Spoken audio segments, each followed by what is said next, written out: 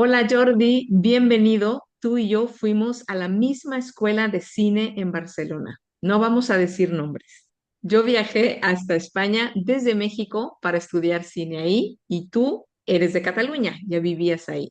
Aunque yo eventualmente regresé a México, hablamos de vez en cuando por Zoom, la verdad no muy seguido, quizás una vez al año, quizás menos por la distancia. Pero cuando hablamos, yo me siento muy bien, me siento en confianza, como si el tiempo no hubiese pasado. Hoy estás aquí para hablar de anécdotas e impresiones de nuestra época como estudiantes de cine, para que mis alumnos de español escuchen tu acento español y aprendan vocabulario, conjugación y pasen un buen momento, esperemos, escuchándonos. Escuchándonos, perdón. Gracias por estar aquí, Jordi. Gracias a ti, Araceli. ¿Araceli o Cheli? Cheli, Cheli. Cheli. Gracias a ti, Para, Cheli, por invitarme. ¿no? Ya, para los que no saben, a las Aracelis se les dice de cariño Cheli, aunque yo sé que para Jordi Cheli es un poco gracioso, pero también se les dice Cheli. Bueno, entonces yo preparé un cuestionario en base a un video que Jordi y yo vimos con el tema de los estudiantes de cine. Como yo y Jordi fuimos estudiantes de cine, de eso vamos a hablar el día de hoy. Es algo que conocemos, creo que muy bien como estudiantes. Mi primera pregunta la voy a leer y después Jordi va a contestar. Un poco de contexto, como ya lo dije, Jordi es catalán, bueno, chileno catalán, creció en Cataluña y bueno, por eso habla castellano. Como él dice, yo le llamo español, pero es verdad que es lengua castellana. La primera pregunta es, vimos un video donde se afirmaba que estudiar cine o es para ricos o es para valientes. Decía que para decidir estudiar cine se requiere de mucha valentía o mucho dinero. ¿Qué piensas de esta afirmación, Jordi? Pues yo, Cheli, encuentro que es acertada, en cierta manera, pero yo creo que más que valentía, para mí la palabra que definiría y que tendría que acompañar al dinero, porque el dinero, por supuesto que está y que es caro este mundo, sería la palabra pasión. Yo creo que es la pasión lo que nos mueve en el mundo del arte, sobre todo, ¿no? Sea la disciplina que sea, ¿no? La valentía se presupone. La Ujú. valentía se presupone en cualquier área de la vida, porque si no somos valientes, la vida se nos come. La pasión es lo que creo que nos hará luchar e intentar a veces imposibles. A veces se conseguirán y a veces no. Claro. Pero bueno, eso es. Entonces, dices que lo primero, la base es tener esa pasión, que algo te Sí, apasione. Muy bien. Y bueno, y sí, supongo que, sí. como dices tú, la valentía, pues está como implícita en la vida, ¿no? Como para esta vida, pues hay que ser valiente en realidad para todo. Para todo, para todo. La vida, ella sola nos pone a veces trabas y nos ayuda, ¿no? A entender que tenemos que salir de ahí, ¿no? Y eso requiere valentía en muchos Mm, momentos, ¿no? Eso tiene que sí, estar ahí siempre presente, ¿no? sí, Luego, muy, bueno, luego esto, ¿no? Cuando hay un objetivo, ¿no? Así, de algo que tú quieres hacer en la vida, creo que la pasión, sea, ya te digo, en el cine, o sea, en cualquier disciplina que requiera de creatividad, ¿no? tal cual. Bueno, a veces o no, ¿sabes? A alguien igual le apasionan los números y está muy bien trabajando en la administración pública, Claro, pero sí, creo que es importante la pasión para llegar a los objetivos. muy bien, estoy de acuerdo. La pregunta número dos que yo puse en el cuestionario es, en este video también se plantea que lo primero que tienes que hacer cuando decides estudiar cine es escoger el lugar, es decir, dónde quieres estudiar cine. Jordi, ¿tú crees que el lugar físico, la escuela, el país influye en la manera que vas a aprender a hacer cine? Yo creo que evidentemente el contexto siempre influye, aunque también pienso que cuando tú aprendes el lenguaje cinematográfico, lo que hará que, o sea, tú te puedes aprender en España o en México o en Cuba, pero si yo me voy a otro país, a mí lo que me influenciará es el contexto de ese país y yo empezaré a contar historias con ese contexto, ¿no? Claro, cuando tú estudias en una escuela de cine, que es de lo que hablamos también, claro, si, por ejemplo, en nuestro caso, cuando nosotros estudiábamos, vivimos el atentado de Madrid del 11M, de los trenes. Claro, cuando tú estudias algo como cine y pasa una cosa así, eso te impacta, eso te llega, ¿no? Ese contexto, ¿no? Y te puede influenciar en cosas. Pues por tanto, donde tú estudies y las cosas que pasan te puede influenciar en lo que tú quieras contar. Pero el lenguaje, yo creo que tú puedes aprender lenguaje aquí o allí y no te definirá. El lenguaje es el lenguaje. Y además el lenguaje del cine es internacional, ¿no? No es, es un lenguaje que un plano general lo es para un mexicano o lo es para un español o para un francés. Claro, Es mi opinión. claro, el lenguaje cinematográfico que llamamos, el poder hablar sin palabras, que tu idea, tu mensaje pueda ser transmitido a través de un actor, a través de un plano, a través de algo que tiene que ver con la imagen, ¿no? Incluso a veces con el sonido, ¿no? Que incluye todo ese lenguaje cinematográfico. Sí. Y como tú Claro. dices, estoy de acuerdo contigo, o sea, el lenguaje cinematográfico está ahí y lo podemos usar. Y creo que lo que va a cambiar es la experiencia de ese cineasta, la experiencia de vida, qué es lo que lo enriquece, qué experiencias vive, si vive en un país donde hay atentados, en un país donde hay restricciones, etcétera, cuestiones políticas, eso va a influenciar o tener una influencia en su forma de mostrar el cine. Pero el lenguaje es universal, es el lenguaje cinematográfico. Mira que has dicho esto, me hace, me viene a la mente un compañero de la escuela que era de Persia. Ay, de Persia, era de Jordania. Y, y él viene allí desde un país donde hay un conflicto, donde tuvo que hacer un servicio militar de 3 años, ¿no? Y vienes a estudiar ahí. Eh, Él estudió lenguaje cinematográfico ahí, pero estoy seguro que la historia que llevaba en la cabeza estaba en otro sitio. No por Mm. estudiar, ¿no? En Barcelona iba a explicar historias a lo mejor de Barcelona, ¿no? Yo creo que cuando tú tienes un entorno muy potente en tu propio país, ese bagaje te lo llevarás, eso te lo llevas. Y a la hora de explicar historias, querrás explicar historias eh, que tienen que ver con tu experiencia vivida. Y luego, al final, tú estás estudiando en otro país, pero aprendiendo esto, un lenguaje para poder explicar lo que tú quieres contar. Mm. Claro, sí, bueno, en cualquiera de los dos casos siempre es enriquecedor también, no solo estudiar en otro país, sino en general tener vivencias, experiencias en otros lugares también. Sí, sí, sí, sí, no, no, hombre, ¿sabes? Yo nunca he vivido en Hawái y me gustaría. Y hablarías de cosas de Hawái, de la playa, de los Claro, volcanes. con mi cubata, con mi ron con piña.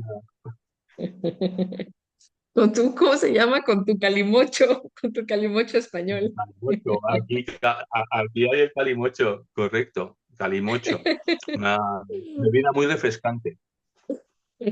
Oye, a ver, para los que no saben qué es calimocho, porque de hecho no sé si esto existe todavía. Hace 20 años que fui a España y eso existía, que era como Coca-Cola con vino, ¿cierto? Sí, sí, sí, sí, sí, no. Bueno, aquí no, no tanto en Cataluña, pero sí que hay muchas regiones de aquí España que el calimocho en Zaragoza o así, tú pides un calimocho y Coca-Cola con vino, ¿no? Es, Claro, claro. Por eso decíamos la de Jordi en Hawái, pero con su calimocho, porque claro, él viene de España. Bueno, era una broma que se intentó hacer y no se logró.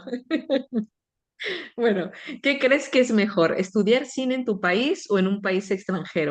en sí que el aspecto del dinero también influye, ¿no? O sea, yo puedo querer a lo mejor estudiar, ¿no? Por ejemplo, a mí siempre me he encontrado atractiva la escuela de San Antonio de los Baños, pero yo no podía ir a estudiar a San Antonio de los Baños, ¿no? En Cuba, en Eh, Cuba.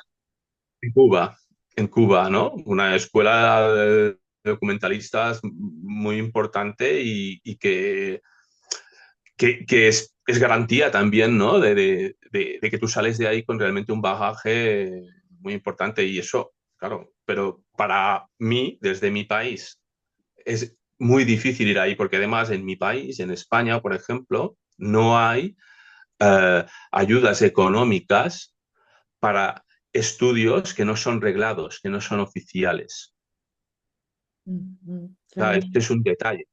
Hay Ujú, países, por ejemplo, como países del norte, ¿no? Como Noruega o Dinamarca, que becan a estudiantes que van a estudiar estudios en otro país, aunque no sean reglados, ¿sabes? Aunque no sean oficiales. Quiero decir mm, que también a veces de dónde eres tienes que decantarte para una solución un poco más viable para ti, ¿no? Porque no te dan tantas facilidades, ¿no? Claro, depende de dónde claro. es. Claro, bueno, pero también así es la vida, ¿no? Hay que componer con lo que hay y pues ya está, con lo que tienes a la mano. Bueno, y ya vamos a hablar sobre el video que vimos Jordi y yo, del que estamos hablando desde hace 3 preguntas, que es un video en YouTube sobre un joven de unos 23 años que cuenta cómo fue su proceso como cineasta, las cosas que no le gustaron de la escuela de cine y los retos, dificultades a las que enfrenta un cineasta al terminar la escuela e incluso dentro de la escuela. A mí, Jordi, ese joven así tan entusiasta, me recordó mucho a mí, muchísimo, cuando yo llegué de 19 años a la escuela de cine en Barcelona. Me siento muy identificada con él. ¿A ti qué impresión te dejó este chico? Yo veo, bueno, buena impresión en el sentido de, ¿no? De que lo veo mueblado, o sea, que un chaval que tiene, ¿no? Ganas, ¿no? De ir ahí y que, bueno, que se ha ido encontrando ante sus primeros retos, ¿no? Del mundo del cine, ¿no? Y plantea cosas interesantes, ¿no? Porque él lo reflexiona muy bien todo, ¿no? Y hay una cosa también que él plantea, que es el hecho de no cerrarte puertas, ¿no? Porque como cuando uno quiere estudiar cine, todos lo que queremos hacer es contar historias. Pero a la hora de llevarlas a la realidad no es tan fácil por todas las cosas que decimos. Además, la persona normalmente, un director de cine, es el que va a asumir parte de los costes de cualquier cosa que haga inicialmente, ¿no? Y todos los que están a tu alrededor, no. Con lo cual, eso es duro, ¿no? Cuando estás ahí. Y claro, yo veo que se está encontrando con eso y se da cuenta de eso. Pues eso está bien, ¿no? Pues porque quizás uno no puede llegar de hoy para mañana a dirigir sus propias películas o hacer sus propias historias y vivir de ello. Pero si realmente te gusta el cine, hay muchos caminos entre medio que te pueden hacer que tú vivas de ello y que aprendas, porque al final esto es una carrera de fondo, ¿no? Y en este sentido, yo a alguien que nos escuche y que tuviera interés en estudiar cine, yo le diría, lo que tienes que hacer es hacer fotografía. Tú coge y hazte fotógrafo, porque ahí vas a aprender lenguaje y vas a aprender lo que es la madre, ¿sabes? Que estar ahí, esas imágenes, porque eso te va a ayudar a ampliar, ¿no? Y luego lo otro ya vendrá. Han habido grandes documentalistas, ¿no? Que usan la cámara muy bien y en su momento se han pasado a la ficción y luego han hecho grandes películas. Pero el proceso de tú aprender y voy a ser director de cine y no acompañar eso de cualquier otra disciplina, pues claro, te achica las puertas, porque de directores solo hay uno, solo hay un director para un comercial o solo hay un director para una película, no, Ujú. no se requieren más, ¿no? En cambio, equipos de fotografía siempre hay y son los que están activos, son los que están ahí y viven los rodajes desde un puesto privilegiado, ¿no? Luego, yo creo que cuando un chico joven quiere empezar a estudiar cine, yo le diría sin duda, empieza por fotografía, aprende eso. Y luego, si tú sigues ahí, como mínimo tendrás algo por lo cual ya tú puedes poner una pata dentro del cine. Y luego, Ujú.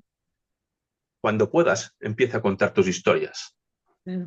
Sí, claro, es como la base, Clint ¿no? Eastwood, Además, todo pasa por sí, esa imagen. Sí. sí, Ah, o lo mismo sería alguien, por ejemplo, ahora porque me ha venido a la mente, ¿no? Como Clint Eastwood, ¿no? Eh, ¿Quién no alucina con Clint Eastwood, no? Yo, para mí es uno de los grandes. Y Clint Eastwood empezó a hacer cine más de mayor. Él era actor, ¿no? Y, y había hecho un montón de películas como actor, ¿no? Y él aprendió el oficio, ¿no? Ahí, y luego hace películas, ¿no? O sea, pues ujú. bueno, y películas que están en la retina de todos, ¿no? ¿Quién no ha llorado o no se ha emocionado con una película de Clint Eastwood?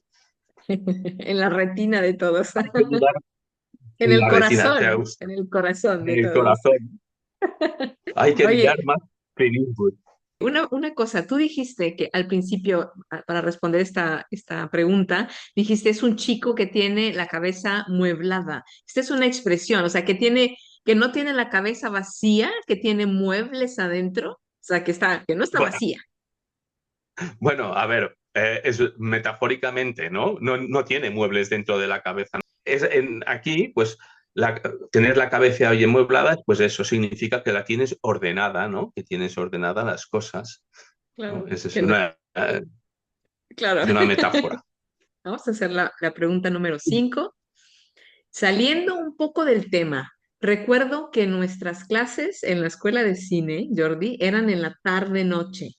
Recuerdo que en la esquina de la escuela había un café donde se reunían muchos mayores del barrio a tomar café, o sea, ancianos o mayores, llamémosle.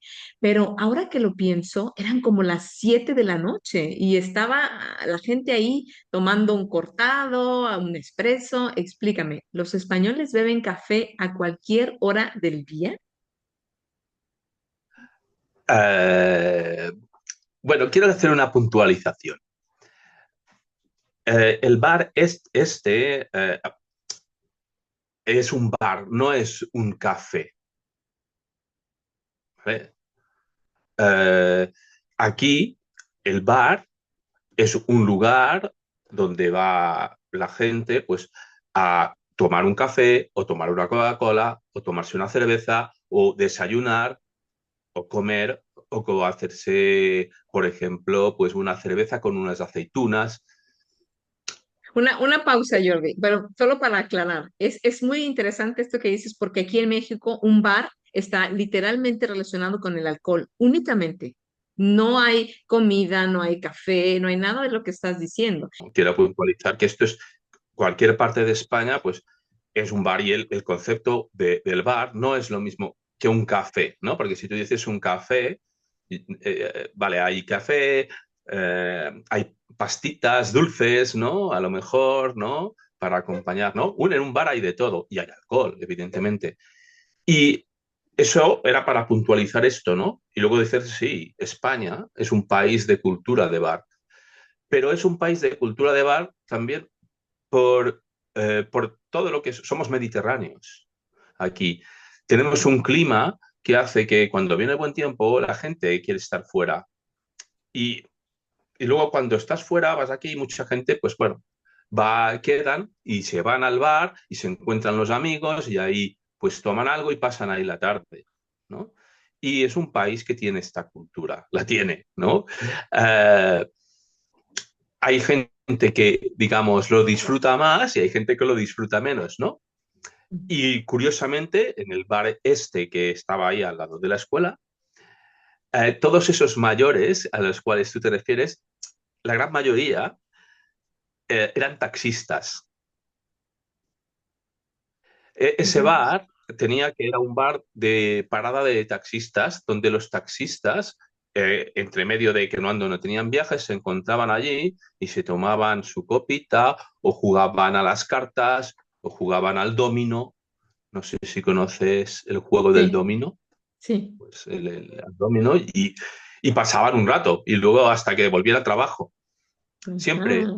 aquí siempre ha habido mucha, por ejemplo, aquí hay un dicho, ¿no? Por ejemplo, que si tú quieres saber dónde se come bien, pregúntale a un camionero, porque los camioneros van a todos los bares, van a todos los restaurantes, es un dicho. Claro. Se cortó un poquito, se cortó una frase pero creo que sí se entendió, ¿no? Que pregúntale a un camionero cuál es el mejor restaurante porque ellos saben dónde se come bien. Ellos- Yo no sí, porque sabía, ellos paran. claro, claro, yo no sabía toda esta información, no la tenía. ¿Cómo es que tú la sabes? Oye, ¿cuántas rodajes no se planificaron en ese café que ahora sé bueno, en ese bar, que ahora sé que eran de taxistas, por eso siempre estaba lleno ese bar. Y nosotros también, Y yo creo que, sí, Jordi, perdón. de coches fuera, no sé si te habías fijado, estaba siempre lleno de coches aparcados en la esquina, así en doble. Claro, claro, claro. Ahora lo entiendo todo. Y para ellos también era muy raro quizás ver a un montón de estudiantes de cine todas las tardes. Bueno, al principio seguramente sí, pero seguramente después ya se acostumbran y ya te digo yo que les debía gustar, porque además a quién no le gusta ver a gente joven, ¿no? Claro. Sí. Daban vidilla, ¿no? Daban vidilla. Qué bueno que dábamos vida, damos vidilla, como dices, Jordi. En México decíamos, le poníamos ambiente al bar. También.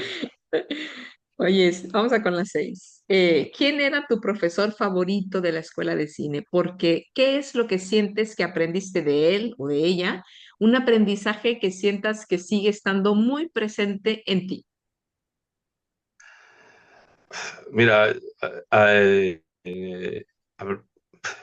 me emociono al contestar esta pregunta, Cheli. Me emociono porque al hablar de quién era mi profesor favorito es un poco injusto, porque yo disfruté con muchos, ¿no? En muchas clases, ¿no? Pero claro, la oportunidad de haber tenido de profesor y de aprender de Luis Ayer, eso, eso me eriza la piel. Eso me eriza la piel porque Luis Ayer es una persona no muy conocida a nivel mediático en el cine, pero es un gran estudioso del cine y del lenguaje, ¿no? Y una persona muy inteligente, ¿no? Y con una capacidad muy grande, ¿no? De conocimiento, ¿no? Y conocimiento a veces más allá del cine, ¿no? Que te aplicaba ahí, ¿no? Y eso bueno, era un regalo, fue para mí un regalo, ¿no? Todo eso, ¿no? Y ahí va, gracias a Luis, uno para mí de los grandes aprendizajes, ¿no? Que me deja, ¿no? Que es la manera de ver cine. Yo Mm. no he vuelto a ver cine de la misma manera. Pero, como te decía, creo que es un poco injusto, ¿no? Porque, al fin y al cabo, hay, tuvimos la suerte de estar con profesionales muy importantes del mundo del cine, ¿no? Y a mí, por ejemplo, también me marcó mucho Michel Gaztambide, que era el profesor de guión. Claro, Michel es un guionista de Vacas, de Medem, de películas en la caja 507, de películas muy importantes y que han ganado premios, ¿no? Y bueno, eso es una de las cosas que a veces eh, tienes en una escuela de cine, ¿no? No son solo profesores, son profesionales, ¿no? claro, Y nosotros, más allá de estar en una escuela que quizás no era como el SCAC, que está aquí arriba, pero estábamos en una escuela con profesionales muy buenos.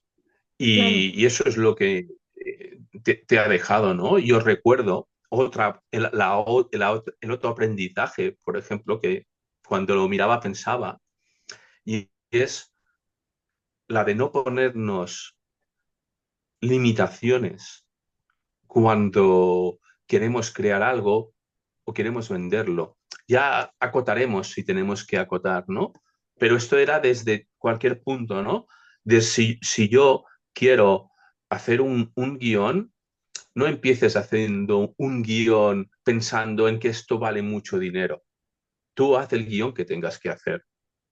Y luego, cuando lo vayas a vender, no vayas a venderlo a los que creas que te van a escuchar porque son más pequeños. No, tú ve a lo grande. Sí, si tienes que bajar, ya bajarás el nivel, ¿no? Pero creer en ti, creer en Ujú, ti, creer en ti, creer en que lo que tú haces, si tú lo has trabajado y lo has trabajado a conciencia, pues que vale la pena y lucharlo.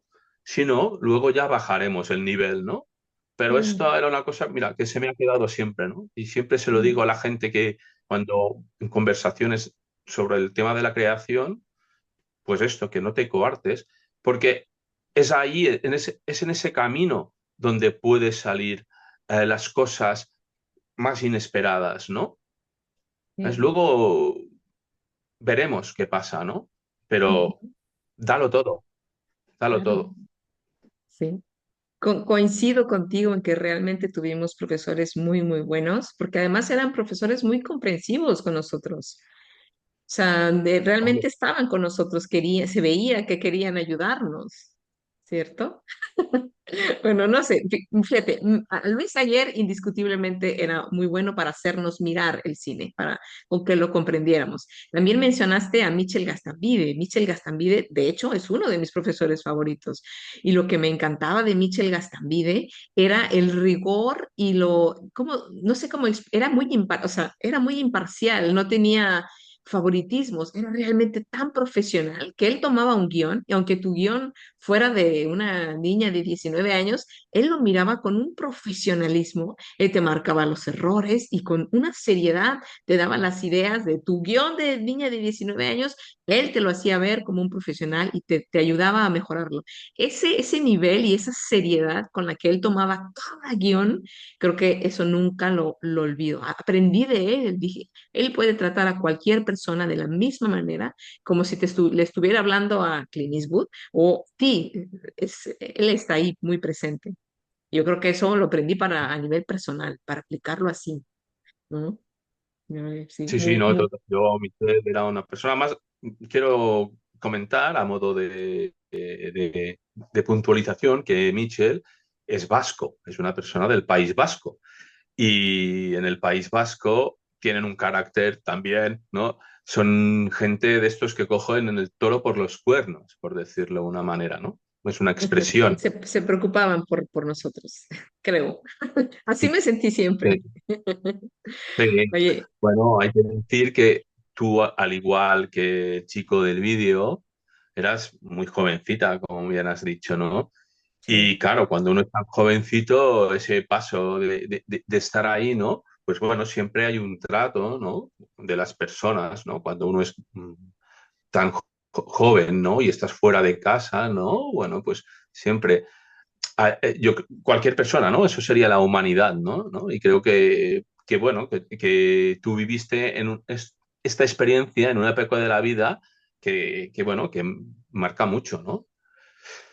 No así en mi Sí, caso, ¿no? Que yo era un poco más mayor y luego, claro, yo tenía que estar ahí en la faena. Para mí era la vida diaria, era una locura, ¿no? Pero bueno, pero lo sí. pasamos muy bien.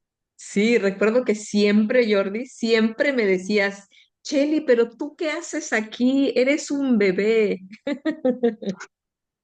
eres un bebé, me decías, no lo olvido. Oye, Jordi, creo que los dos con los años dejamos el cine un poco de lado y nos dedicamos a otras cosas, pero en realidad a mí me sigue fascinando crear una historia desde una idea simple. Sin embargo, lo que personalmente encuentro es que la manera en la que se hace cine no es exactamente mi manera. Me explico. Odio madrugar. Tampoco puedo estar despierta después de las 11 de la noche. necesito tener una vida normal con horarios normales, además de que tengo un hijo. Y me choca ver cables tirados por todos lados. Yo sé que la expresión me choca es diferente. En España es como que algo te sorprende o te hace ruido. Y en México me choca es me molesta. Me molesta ver cables tirados. ¿Crees que hacer Mira, cine es también un trabajo de lo que se quiere, de crear cosas que no existen? Te voy a decir antes por qué hice esta pregunta. Porque, por ejemplo, fíjate, una idea que yo siempre he tenido es, ¿por qué tienes que escribir un guión y hay una escena de noche, una escena nocturna, y tú ya sabes que vas a tener que despertar a tu crew, a tu equipo bien temprano o bien tarde, etcétera?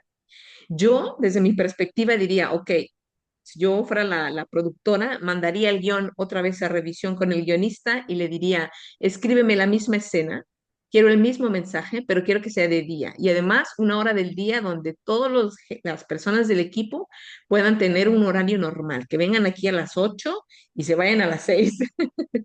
Y obviamente así no funciona el cine. El cine no es exactamente así. ¿Tú qué piensas? no. Bueno, esto es así, ¿no? El cine tiene sus horarios. El cine tiene sus horarios y no solo sus horarios en este sentido, sino sus tiempos, ¿no?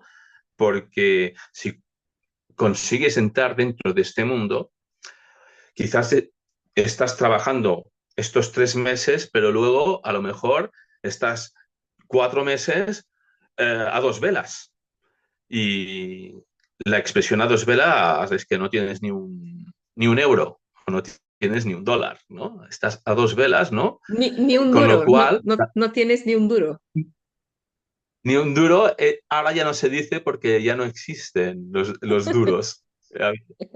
Habían Ok, existido. Un duro eran 5 pesetas. Un duro ok. eran 5 pesetas. Bueno, en México, ¿cómo Pues diríamos? No tienes ni un clavo, no tienes ni un centavo, no tienes la lana. no, ¿sabes? Esa me gusta, esa me gusta.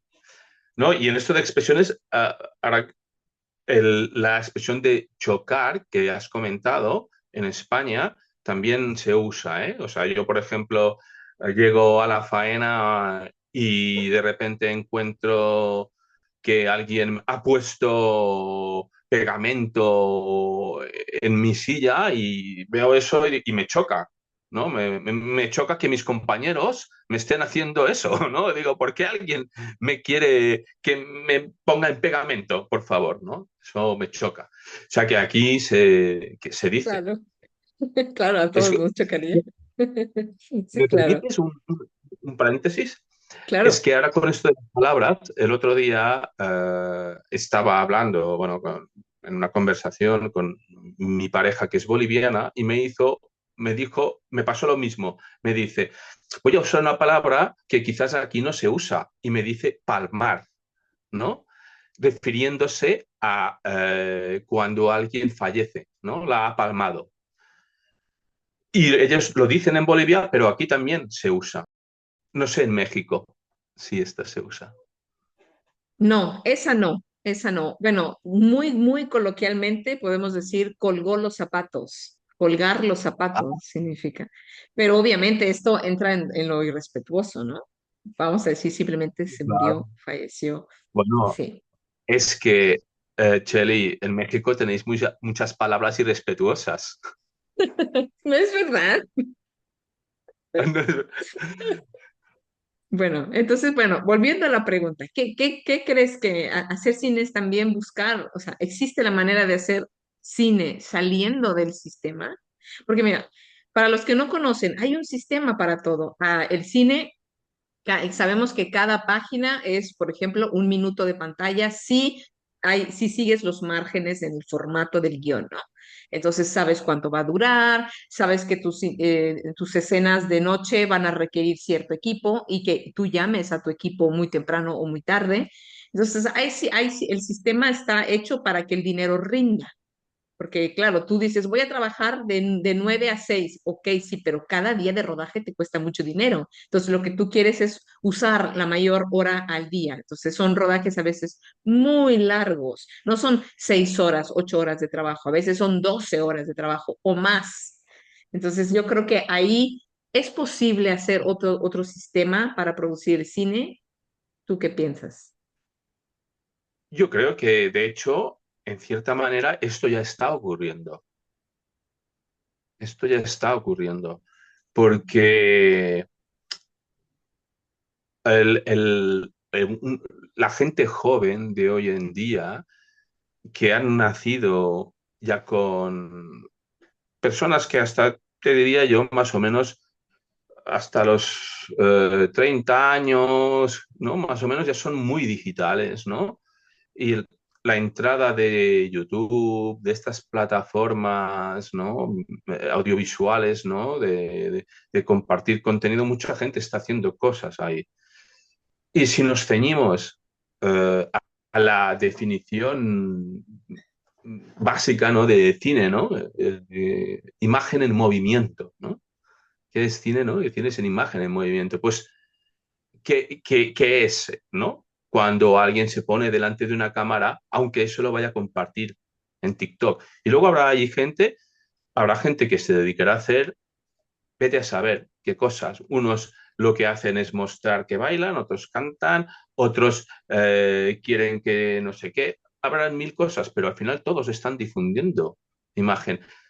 No lo sé, ¿eh? Quizás me equivoco, ¿eh? Quizás no es así, ¿no? Pero creo que estamos como viviendo como una especie de cambio de paradigma en este sentido, ¿no? También de lo que es el cine, ¿no? O de los cánones para que tú te ganes la vida con contenido audiovisual, Claro, ¿no? claro, así es.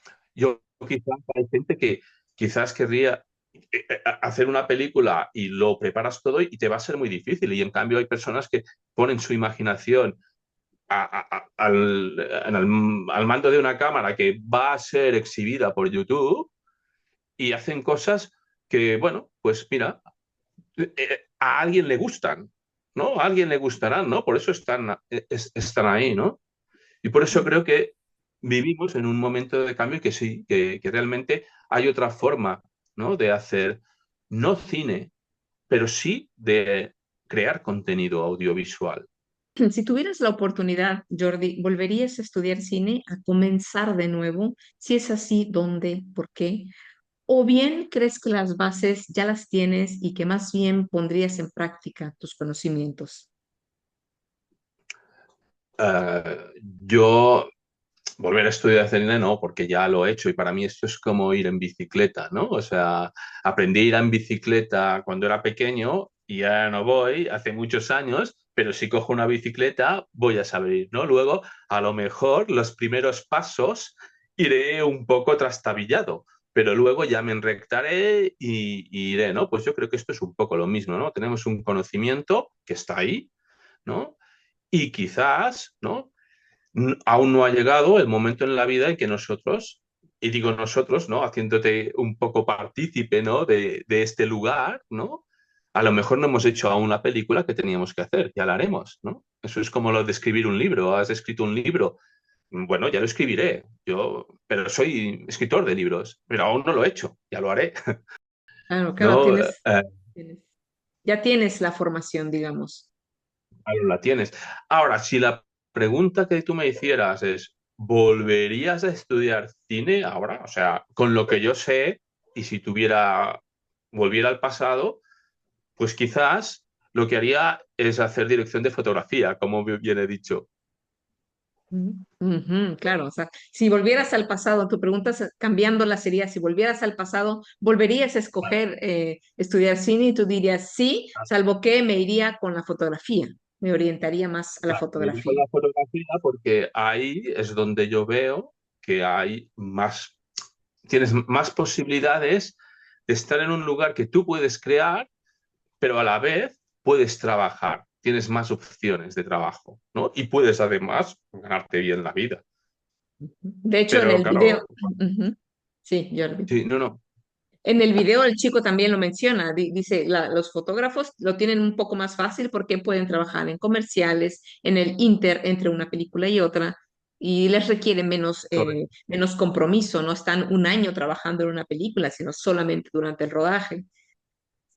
Sí. correcto. O bien, otra cosa que a lo mejor haría, que también me gustaría, eh, es el montaje,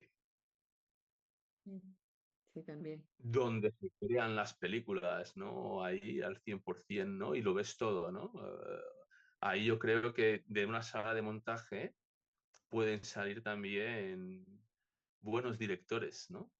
Claro. ¿No? Y esto lo digo pensando en directores, por ejemplo, gente como Spike Jonze o Michel Gondry, que hacen películas que a mí me gustan mucho y hacían videoclips. Estos tíos eran montadores, estos estaban ahí en la sala de montaje horas y horas. Y Ujú. ese bagaje lo han llevado ahí y los dos hacen películas que a mí me gustan mucho, Claro. de Sí. verdad. Oye, Jordi, algo bueno que se mencionó en el video es el tema, disculpa, me voy a poner mis imágenes aquí, el tema del fracaso, de cuando lo que haces, en este caso las películas o los cortometrajes, no te salen como tú esperabas, te sientes decepcionado, decepcionada, fracasado, fracasada. Nos ha pasado a todos, no solo en el cine. ¿Crees que nos hace falta la cultura del fracaso? O sea, entender que no hay tal cosa como el fracaso, sino simplemente comprender que todo es un proceso y que simplemente debemos seguir practicando. Te voy a decir por qué uso el concepto de la cultura del fracaso, porque, por ejemplo, aquí en México decimos que hay la cultura del calor. Por ejemplo, los yucatecos en el sur de México, en Yucatán, nosotros sabemos que ellos tienen mucha cultura del calor. ¿Qué quiere decir? Saben cómo vestirse, saben qué tipo de tela usar en su ropa, saben cómo protegerse del sol, a qué hora salir, cómo construir sus casas. Tienen la cultura del calor. Entonces, ¿tú crees que nos falta algo así como la cultura del fracaso? Saber qué es, por qué está ahí, qué se debe hacer. ¿Qué piensas? Eh, sí, no, yo creo que sí, que en sí esta idea que dices es muy correcta, ¿no? Yo sí quiero decir que para mí la palabra fracaso es pues muy potente, es muy potente. Creo que en el cine pasa, ¿no? O sea, tienes que convivir con mucha frustración porque además a veces las cosas no salen como tú quieres, ¿no? Y eso está ahí, ¿no? Pero eso forma parte del aprendizaje, ¿no? O sea, eh, dicen que para que tú sepas, si eres un experto en algo, tienes que haber trabajado 10.000 horas en ello, ¿no? Yo creo que eso es lo que hay. Tú trabajas 10.000 horas, aprende, ¿no? O sea, está de ahí, ¿no? Y cuando estés preparado, pues te lanzas, ¿no? Te lanzas a hacer algo, ¿no? Claro, si tú eres una persona que has llevado todo un bagaje durante un tiempo y luego empiezas a dirigir ya en serio, ¿no? Pues a lo mejor ahí va a salir algo potente, ¿no? Pero claro, si lo haces al principio y crees que lo que tú haces al principio ya tiene que ser magnífico y eso te frustra, es que no eres un genio, pero no pasa nada que no seas un genio, sigue trabajando, ¿no? Hay que trabajar, ¿no? Y eso es lo que hay que tener en cuenta, ¿no? Y creo que sí que faltan a veces, se es muy duro en el mundo del arte, ¿no? Y puede ser muy despiadado el mundo del arte en general, ¿no? Cuando las cosas no van bien, ¿no? Pero es un poco la sociedad en que vivimos, ¿no? Y tenemos que aprender, sí, creo que es un ejercicio que todo el mundo, ¿no? A ser humildes, ¿no? Y no creer que somos a veces más de lo que nos imaginamos, ¿no? Yo me acuerdo, ¿no? Hablando de cine, yo me acuerdo un guión que planteé que para mí era la bomba. Para mí era la bomba. Y yo digo, yo soy Dios. O sea, está Clint Eastwood, está Woody Allen y estoy yo, ¿no? Digo, yo soy Dios. Y claro, me estaba muy contento, ¿no? Yo llevé ese guión, se lo mostré. Claro, además, habían profesores que lo leyeron y me dijeron, ostras, está muy bien, ¿no? Hostia, muy arriesgado, pero está muy bien, da igual, ¿no? Y llevo eso a Luis ayer, ¿no? Y Luis ayer me dijo, oye, ¿tú has visto esta peli? ¿Tú has visto esto? No sé qué, me empezó a decir cosas y al final era como, vale, vale, ¿sabes? No has inventado nada, no has inventado nada. Yo me creía que lo había inventado, ¿no? Fue curioso, ¿no? No es tan así, exagero un poco, pero sí, ¿no? Y tenemos que estar acostumbrados a eso, ¿no? Que a veces, pues, sí, las cosas no van bien. Pero creo que la palabra fracaso ostras, es que a mí me impacta, ¿no? Porque yo la he sentido en mi vida, ¿no? He sentido el fracaso, ¿no? Y me he levantado durante un tiempo, cada momento de mi vida, sintiéndome que era un fracasado, que había fracasado, porque no me habían ido las cosas bien. Yo estuve como 20 años haciendo cosas audiovisuales y luchando por ello, ¿no? ¿No? Y de repente un día te levantas y te das cuenta que ya no puedes luchar más, porque estás arruinado, porque no tienes nunca un duro, ¿sabes? Y porque haces cosas, porque te dan palmaditas en la espalda, pero no se convierte en oro, ¿no? No se, Claro. ya ni en oro, no se convierte ni en comida, o sea, no se convierte ni en comida, ¿no? Y tienes que tomar una decisión. Ahí entras, ¿no? Y dices, he fracasado, ¿no? Pero luego sales de ahí, ¿no? Y dices, no, no, no he fracasado, lo he intentado, lo he Claro, intentado. Eso es lo que he hecho, claro, intentarlo. es un proceso, ¿no? Aprendí de un, digamos, un gurú de las ventas, ¿no? Que la manera de mejorar, ¿no? Ya no, no solo para vender o en la vida, ¿no? Es ponerte pequeñas metas, ¿no? Que tú puedas conseguir, ¿no? No meterte esas metas ahí altas, ¿no? Claro, si tú quieres empezar a hacer cine, ¿no? Y imaginas que eras una película como Apocalipsis Now, bueno, pues a lo mejor. Pero claro, no puede pasar, ¿no? Pues él siempre dice, ¿no? Un pasito, ¿no? Siempre, cada día ser un pasito mejor que el día anterior, ¿no? Un pasito, solo un pasito, ¿no? Solo un pasito, ¿no? Y así ir construyendo, ¿no? Pasito Ujú. a pasito. Me recordaste algo que nos dijo uno de nuestros profesores, que era el profesor de dirección de actores. Me acuerdo que una vez nos puso a dirigir a unos actores y a improvisar. Nos dijo, dirigen estos actores para que improvisen una escena. Y entonces todos inventábamos algo y les dábamos las pautas a estos actores. Y me acuerdo que una vez con mi equipo propusimos a los actores de hacer una escena como de un hospital psiquiátrico o algo que tenía que ver, creo, con la demencia, etcétera. Y ya hicimos ahí todo. Y luego el profesor nos observó y al final nos dijo, les voy a dar un consejo. Siempre hablen de cosas que ustedes ya conozcan, de cosas que formen parte de su experiencia, la que sea que tengan, si tienen 19, si tienen 25, pero hablen de eso, porque a partir de ahí ustedes van a tener más recursos.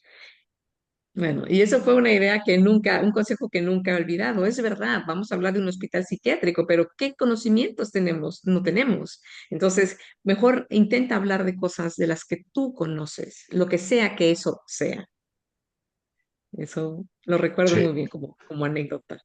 No, quiero recordar que este profesor era Gustavo Fontán, Sí, Gustavo Fontán. argentino, Ajá, sí, sí. argentino. Y a mí también me gustaba mucho, a mí también, porque me gustaba mucho la dirección de actores, ¿no? Creo que es apasionante, ¿no? También la dirección de actores. Y lo que dices tú, yo lo encuentro súper acertado, ¿sabes? Claro. Creo que, perdón, he tenido un, un- Eh, un- eh, un- un lapsus. Era muy técnico Gustavo Fontana, porque fíjate, por ejemplo, en ese caso, nosotros les dimos las pautas, pero obviamente la acción, no sé, no era consistente. Entonces él llegó para rescatarnos y entonces le dijo a los actores, porque la idea era crear como un ambiente como de hospital psiquiátrico, como de gente perdida, ¿no? Y entonces él llegó y le dijo a cada actor, tú vas a estar aquí sentada y vas a estar tratando de acordarte de dónde conoces al tipo que tienes enfrente tuyo, pero no te acuerdas, así que tú vas a estar bien concentrada intentando recordar en qué momento conociste a este hombre. Y así a cada uno le fue dando una pauta y al final la escena tenías un montón de gente que parecía perdida, pero en realidad estaban haciendo algo, que es que estaban haciendo lo que les dijo Gustavo Fontán. Pero eso, ¿cómo puede llegar a eso con una técnica tan simple como darle al actor algo que hacer, que en resultado dé una imagen que es lo que yo quiero lograr, ¿no? Fue Sí, muy no, eso es, divertido. es muy, muy guapo. No, y ahora me ha venido, ¿no? Que esto que comentabas, ¿no? Que él decía, ¿no? De hablar de lo que tú conoces. Claro, Esto era. Eso es una gran verdad. Es una gran verdad porque al final el cine es sentimientos, ¿no? Ah, Y además tiene todo el sentido que lo diga una persona como Gustavo, que es argentino, y los argentinos, su cine vive mucho de sentimientos, ¿no? Ahí siempre, ¿no? Eso, ¿no? Y ostras, ¿no? Bueno, a mí el cine argentino, pues creo que es un cine que tiene cosas muy interesantes, ¿sabes? También, siempre, ¿no? Y ha dado también grandes, ¿no? claro, sí, sí. Fue una experiencia, en resumen, una experiencia muy bonita la que vivimos, Jordi, no solamente porque teníamos profesores muy buenos, sino también que eran muy amables y muy empáticos, yo pienso. Yo jamás sentí una falta de respeto de ninguno de nuestros profesores hacia nadie. Siento que eran personas bastante empáticas y comprometidas y además algo bueno que, además de la experiencia del cine y de este bar que estaba en la esquina y todas estas experiencias, pues también nos dejó esta amistad entre Jordi y yo que sigue con los años, ¿no? Y que podemos hablar todavía de estas anécdotas. Entonces, pues muchísimas gracias, Jordi. Te agradezco enormemente que participes a este podcast. Creo que hay mucho vocabulario nuevo, cositas que se dijeron de expresiones en España y en México y otras cosas. Bien, Gracias. ¿te gustó? Sí, muchas gracias. Me ha gustado mucho hablar un poco, ¿no? De recuerdos, hablar de cine, que, bueno, que es una pasión, ¿no? Y que realmente, bueno, como dices tú, ¿no? Pues es algo que está ahí, que nos acompaña y un placer, Chely, siempre, siempre. Muchísimas gracias, Jordi. Entonces, a Bien. todos los demás, nos vemos en los talleres de conversación. Acuérdense que Trabalenguas Club es un taller de conversación en línea para no solo para estudiantes de español, sino para todo aquel hispanohablante que quiera venir a conversar. Entonces, nos vemos en los talleres. Gracias, Jordi.